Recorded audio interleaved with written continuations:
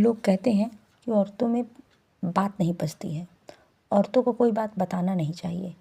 मुझे शर्म आती है उन लोगों पे, और मैं ये पूछना चाहती हूँ कि वो औरतें जो अपने घर को चलाने के लिए अपने सारे गहने दे दिया करती थी, वो औरतें अपने पति के न कहने पर भी उनकी सारी समस्याओं को जान लेती थी।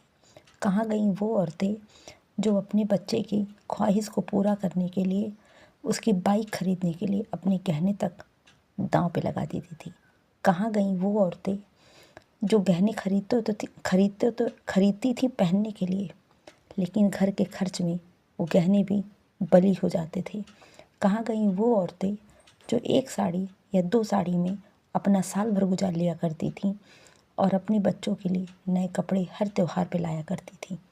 कहाँ गई वो औरतें जो सास ससुर सब के लिए सारी सेवाएं करती थीं और वो 6 मीटर की साड़ी पहनकर पूरे घर में काम भी करती थीं, बाहर का भी काम करती हैं, आज भी करती हैं, पहले भी करती थीं। वो औरतें, उनके पेट में बात नहीं पचती।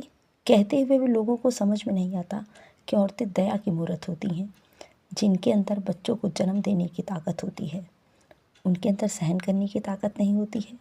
जो माँ 9 महीने अपने बच्चों को कोख में पाल कर जन्म देती है, उसके पास सहने की ताकत नहीं है। आज कुछ चंद लड़कियों की वजह से, आज कुछ फैशन की वजह से लड़की पर, औरतों पर उठाए हुए उंगलियों को कोई जवाब देने वाला नहीं है। इतने सालों तक वही औरतें सहती आईं, आज उन्हीं औरतों के हम बच्चे हैं और आज हमारे ही बच्चे हैं जो आज इस जनरेशन में हैं। आज भी कुछ माएँ ऐसी हैं जो अपने पहनावे पे अडिग हैं। साड़ी को लोग आज बेइज्जती महसूस करती हैं। ये कहाँ से हुआ, क्यों हुआ? कभी आपने सोचा? पति को अपनी औरत के अलावा दूसरी औरत बहुत अच्छी लगती थी क्योंकि वो सूट पे है, छोटे कपड़े पे है। क्यों लगती है? कभी जानना चाहा आपने?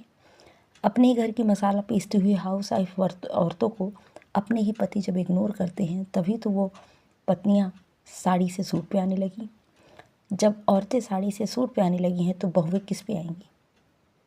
आना ही चाहिए। जनरेशन बदलेगा, कपड़े भी छोटे होते जा रहे हैं।